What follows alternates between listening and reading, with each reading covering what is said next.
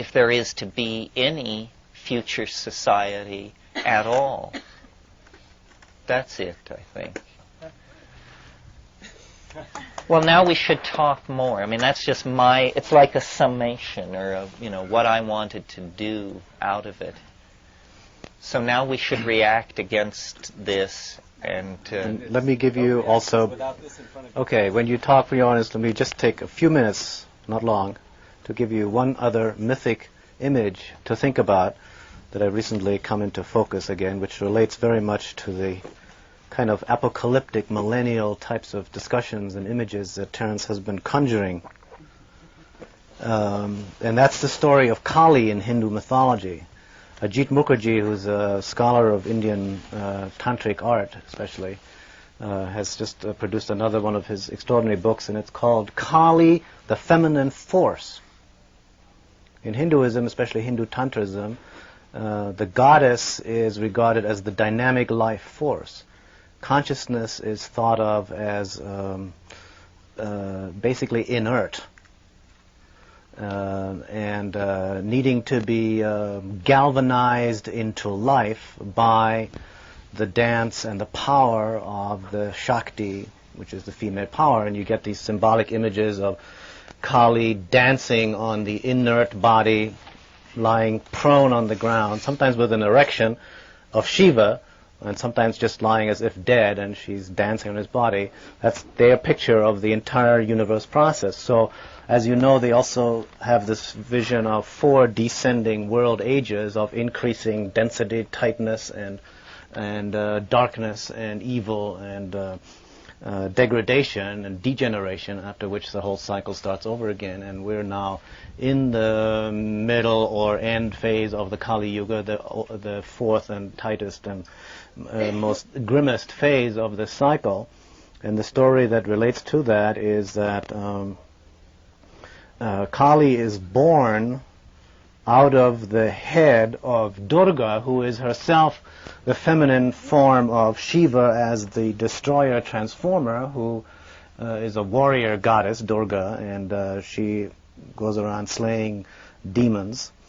And there comes a time in which the Asuras, who were basically demons, and they're male demons. The Asuras, sometimes referred to as violent gods or jealous titans, or something analogous to titans in Greek mythology, and the closest to anything that the Hindus have in terms of like something like the devil. It's not there isn't one figure that incarnates evil. They're basically, the Asuras is sort of like a cosmic mafia. They basically break all the rules and do everything opposite to the gods. The gods are trying to help the evolutionary process along, and then the Asuras are trying to do the opposite. They're into power and violence. And the humans are, of course, caught between these two factions, and plus the animals and so forth. They've got their own trip going. So there's this time that comes when the Asuras, the activities of the Asuras, the violent fighting and control trips that the Asuras, the fighters, the warriors, the militarists, male, run on each other and on other people, other beings in the world, gets totally out of hand, and the gods become alarmed. Like in the story of Gilgamesh, and they say, we've got to do something. These Asuras are getting out of hand. You know, the world itself is being threatened. This could have repercussions on other systems and so forth. And the gods go to Durga, and Durga says, okay, it's time for Kali. Produces Kali out of her head, and Kali proceeds to deal with the situation by devouring all of the male demons, the Asuras. And you see these pictures of their bodies, and heads and arms cut off, flying through the air, and Kali just shoveling them in. So what is that image? This is the image that some people, New Age people, refer to as Gaia, the earth, doing the corrective action needed in order to deal with the imbalance created by an amok technology applied by paranoid militarists. And the kind of devouring, that's in fact what is happening. Asuras, as well as of course many humans, are being devoured, heads and arms and limbs are flying through the air. War, torture, famine, pestilence, all the four horsemen of the apocalypse. That's all the Kali age. That's the balancing process of the earth going on. And I'll just give you one other reflection connected to that, which is that this theme that the earth is redressing the balance. You get this out of a lot of the Indian prophecies, the Hopi prophecies. The earth is going to go through this time of purification, and then there's various myths about the elect being able to take off in time and so forth, which needn't concern us, but the emphasis on the purification. So what form does that take, see? And one of the things that I was shown in one vision was that if it got to the point, if the ecosystem degradation got to the point that a violent reaction became necessary to turn the thing around before it being blown up, let's say, then what would happen would be an ecological disaster on this planet. That would be the Earth's response.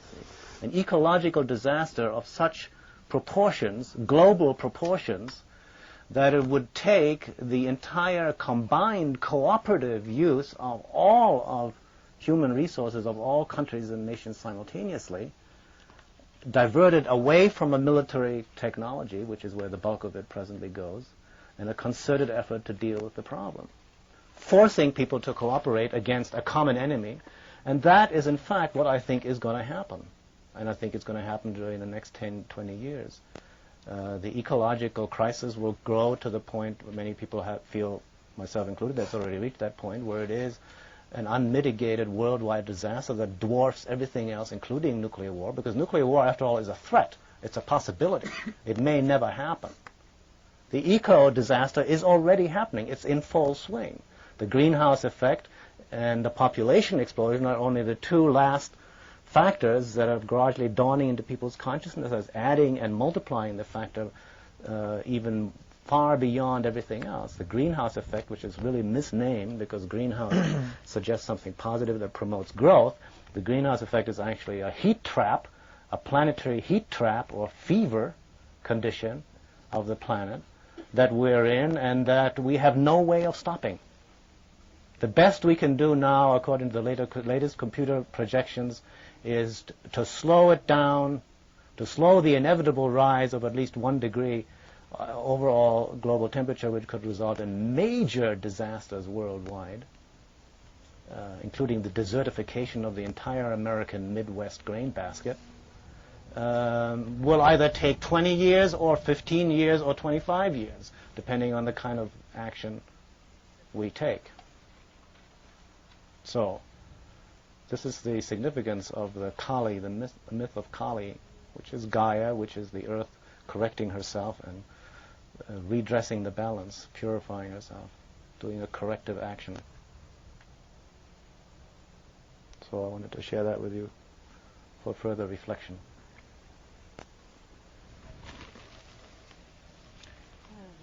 The image that I always hold of all of this, because I try to be a rationalist and an optimist, and it's very difficult to be both, I think.